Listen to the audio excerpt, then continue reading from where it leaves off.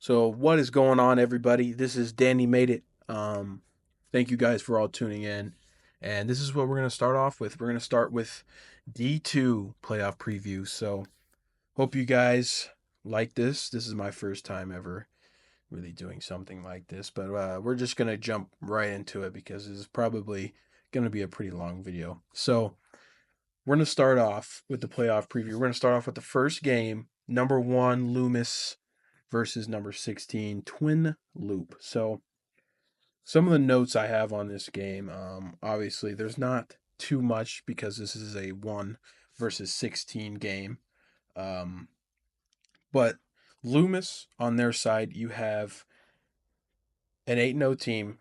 They have won a lot of their games, but their last game they actually only won by 2 points in that game over Overton. So this is a game that an upset isn't impossible, but it's obviously unlikely. But let's take a look at some of the notable players in this football game. You got Jace Shuker from Loomis, who is averaging 159 rush yards per game and 210 total per game. He has 3 interceptions on the season and 31 total touchdowns. When you look at this stat line for this Loomis team, he is practically all of the offensive output. 31 total touchdowns is a lot of touchdowns, so that's a lot of points on the board for them.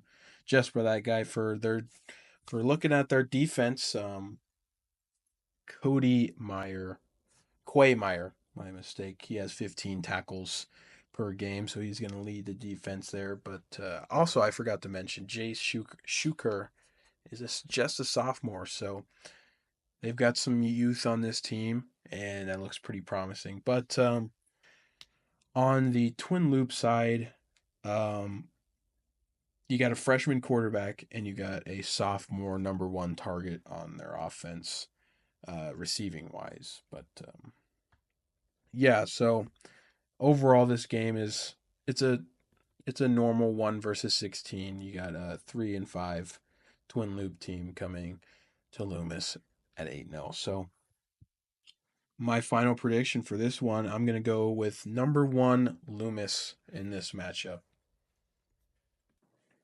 All right, we're going to move on to the other number 1 versus 16 game. Yeah, we're going to do some of this alternating thing. So hope you understand.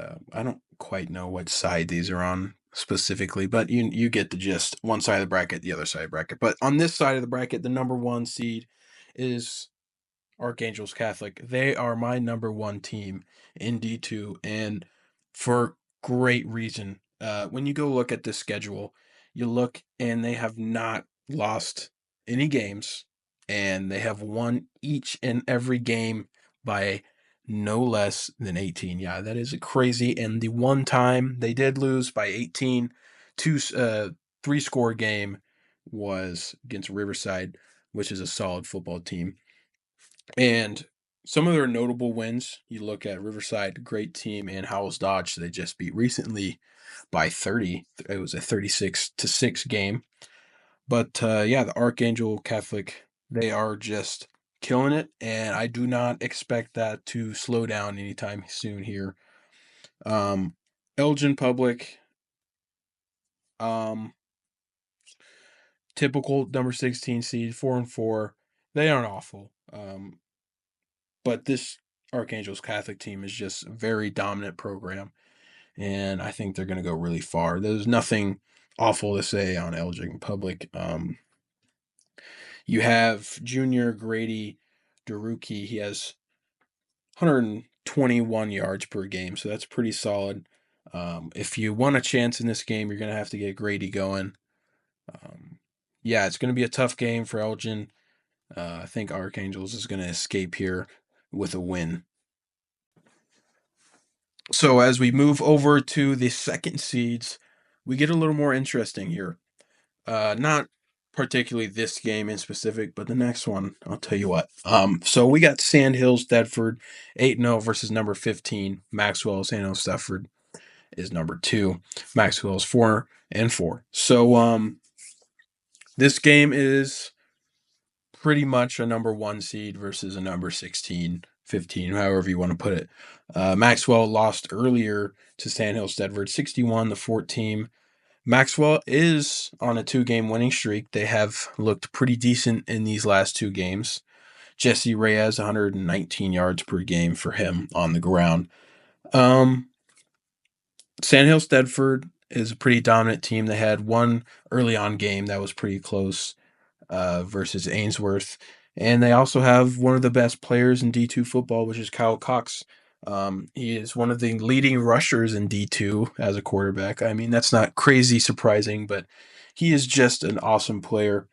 185 rush yards per game. He has 11 tackles per game. And he has 28 total touchdowns, and 14 of those through the air. And Maurice Robinson, the junior, is his number 1 target. He has 6 receiving touchdowns on the year. This game is, we saw it earlier in the season. I think Maxwell will definitely keep it a little bit closer. But I'm going to stick with number 2 Sandhill Stedford here to move on into the second round. So as we head into this next number 2 versus number 15 matchup, this is where I think it gets pretty interesting. We have number 2 BDS 8-0 versus number 15 Lions 4-4. So the thing is about this game, BDS is a solid football team, but they haven't had crazy competition. They haven't won against any of the top ranked teams. They've gone against some, of course, some good teams, but Lions has been against some of these great teams that I would consider. They've been against Howells, and they've been against Why Not. So Lions has been tested a lot. BDS really hasn't. But on the Lions side, Lions have a stud of a player in Gavin Hardiman. Is 144 yards per game on the ground. And they have Landon Cooper, who has 125. So a lot of these teams you see in D1 or D2, they have usually one guy who's the lead guy on the team. Lions has 2 guys. So BDS has a lot to handle here between these two. And usually in D2, you have one guy. So these 2 guys are going to be pretty hard to stop as a game planner. So what I'm going to do here, I'm going to pick an upset. I'm picking number 15 Lions to win this football game. So we're going to step into the realm of number 3s versus the number 14. So the first number 3 and 14 is going to be Central Valley coming at 7-1, and then Elm Creek at 3-5. I like Central Valley a lot. Their only loss is to number 1 in D1, Stanton, which is a fantastic squad they have there. But I really like this Central Valley team. They have a great coach. They have a very dynamic play style. They can really get the ball in the air. They can beat you through the air, and they can beat you through running the ball. I did notice that there is an injury, or there was Grady Kelly, their leading rushing player in the game, per game on the stats. He's leading per game, not overall. I don't believe, unless he is, not 100% sure. But I did notice he was in a boot, and the game I did go to in week 3, I believe, he did have some type of injury. So if he's ready to go, this offense is one of the best. I like what they can do on offense. I like their passing. I like their rushing. They're pretty innovative in the rushing game as well. They aren't just the traditional quarterback run from under center. They get in the shotgun, and then they can run outside the tackles. They can run inside the tackles. They give it to Grady Kelly, and he's just a powerful runner that can also get outside the tackles. But for Elm Creek, they've seen some quality opponents. They've seen Pleasanton and Overton. They're a 3-5 team. They could be a lower seed. PowerPoints are a little bit crazy sometimes, but Elm Creek isn't awful. They got Gavin Oberg. He has 169 yards per game and 22 touchdowns. So he is a solid player that Central Valley definitely has to contain, or he's going to run wild. That's a lot of these guys' teams. But I like Central Valley's coach. I like what they can do, and I trust that Central Valley's coach is going to put in a nice game plan and contain Gavin. So I'm going to go with number 3, Central Valley, in this one. So on the other side of the bracket, we have number 3, Why Not, versus number 14, Palmer. Why Not has 2 pretty early losses to Crofton and Archangels, which is Archangels are a very good football team. But since then, they're on a 5-game win streak. Give me Why Not in this one.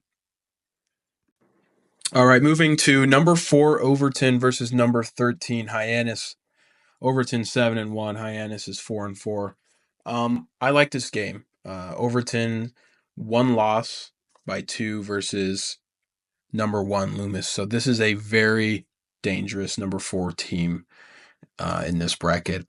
Senior quarterback Hayden Muirhead and senior middle linebacker Trip Davenport lead the way for this Overton team. They're a fantastic team. I like this team at number 4 a lot. So we're going to go over to Hyannis. They're just off of a pretty bad loss to Sandhill Stedford, but they're a pretty young team. That's a negative this year, at least. They have a good Overton team led by 2 seniors, but that is not a negative to the future plan. So we're going to go in the current stage of the reality we live in, and I'm going to take number 4 Overton over number 13 Hyannis. And now we have number 4 Riverside versus number 13 Windside. I like Riverside a lot. It does appear that their starting quarterback did have an injury that ended his season, or something happened. I'm not 100% sure. I don't want to confirm anything by that, but I do like Riverside's offense. They get the ball in the air. They have a pretty big win against Howells Dodge, and they held Archangels Catholic to only an 18-point game, which is pretty solid against that Archangels team. So I don't hate Riverside at number 4. A positive about Windside is that they kept Why Not to a pretty low-scoring game. I believe that was 28-0. But I like Riverside's passing offense. They have Nicholas Berger, who's averaging 125 yards receiving, and Trevor Caraher, who's averaging 118, while also having 19 tackles per game. So I like this through-the-air approach to this offense, and I think that Windside is going to fall to number 4, Riverside. I've got Riverside in this one. So here we are. We're going to start with the 5-12 Ainsworth Kennesaw game. Both teams coming in at 5-3. Ainsworth actually started this season off 0-3. So that means since then they're on a 5-game win streak. They had a close game with Sandhill Stedford. So this Ainsworth team is a very, very good number 5 team. They're led by Morgan Kinney. He has 31 total touchdowns. But Kennesaw has a good player. They have a couple good players. I haven't watched him on film or anything, but Adam Denhert is a great player. He's a junior, so Ainsworth definitely has to put some emphasis on him to make sure he's not taking over the game. There's a lot of young players in this D2 class, so I am going to take number 5 Ainsworth here. They have a good resume, so I'm taking Ainsworth. And for the second number 5 and number 12 game, we got Hell's Dodge at 6-3 versus number 12 Elmwood Murdoch at 4-4. Hell's Dodge only loss to Archangels and Riverside, 2 great teams. Hell's Dodge is a great team. They've been in and out of my D2 and D1 rankings all year on my Instagram page. They've been up and down. They've had those two games. So I just like Howell's dodging this one. And now we're going to start getting into these games that are more 50-50. I have had up to this point I've had one upset. So this is where we're going to start getting crazy. But we're not going to start here. Hitchcock 6-2 versus number 11 Wilcox Hildreth at 5-3. Hitchcock's loss to Overton and Loomis. They've lost to them. And Hitchcock is just a good team. So I'm going to take number 6 here. Hitchcock at 6-2. They're going to advance to 7-2 and get into the next round. So for this next game, it's the 6-11. We got Bancroft at 7-1 versus Fullerton at 5-3. So Bancroft is 7-1 and only a 6 seed. So that kind of tells you about some of the competition levels according to the PowerPoints. So this game is probably going to be a close game. But if it's not a close game, I wouldn't be surprised. Bancroft might put up some points and get in front of Fullerton by a little bit. But Fullerton's only lost to some good teams. And Bancroft beat Lions, Lions is a team that I really like. So going with the track record, Bancroft, for the most part, knows how to win. And they've beat a team that I like, a couple teams that I like, actually. But I'm taking Bancroft here, 7-1. They're going to advance to 8-1.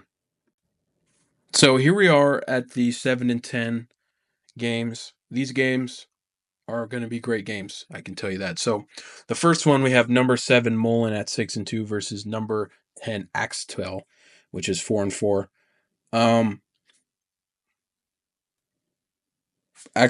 Mullen was not very competitive against Sandhills. I like Axtell. They have been a more competitive team through all of their games, even though they are 4-4.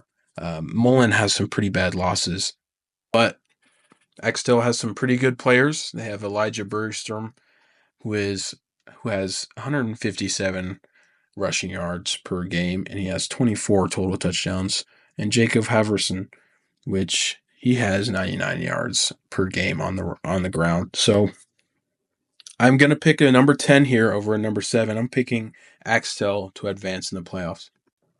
And for the next 7-10, we got number 7 High Plains 6-2 versus number 10 Lawrence Nelson 5-3. Got a 3-game win streak here. Earlier in the season, Lawrence Nelson has lost to High Plains 42-20. I do definitely think that this game will be closer than that score.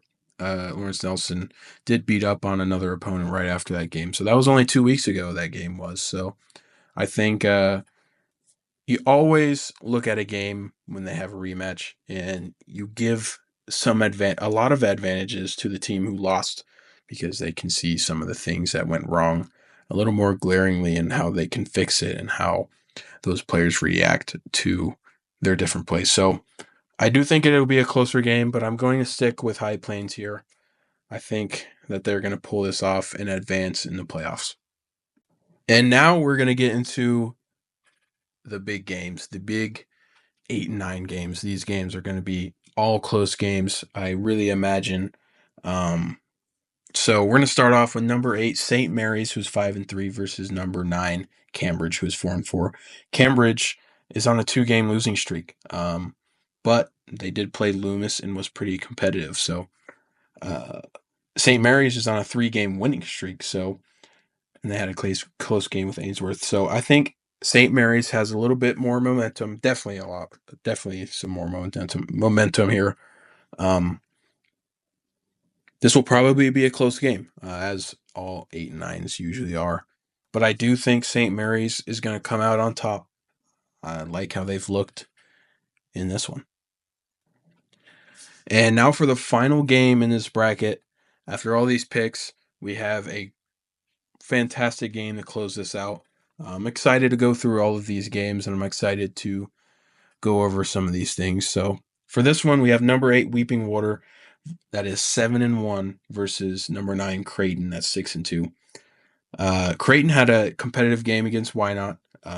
They won versus St. Mary's, who I just picked. I like St. Mary's and how they've looked. So that's a pretty big plus for Creighton. I do think Weeping Water is just a little bit less competitive in these games, or less. They have a little less competition in these games than Creighton has.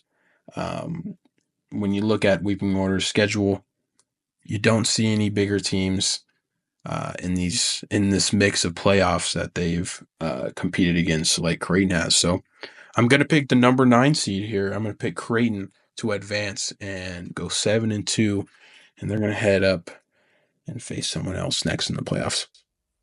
So that's gonna be wrapping it up here for the D2 playoff preview. We're just gonna put all the predictions on one screen just to have it there.